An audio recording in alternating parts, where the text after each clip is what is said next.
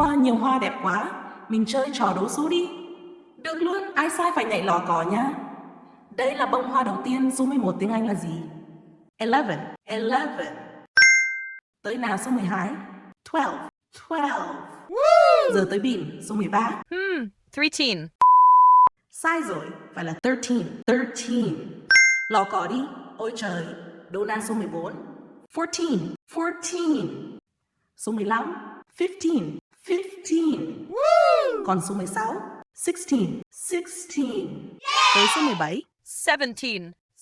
17. Haha, dễ như ăn kẹo. Rồi số 18. 18. 18.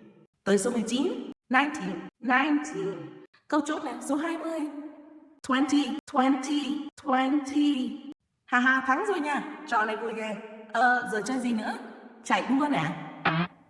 Chạy thôi.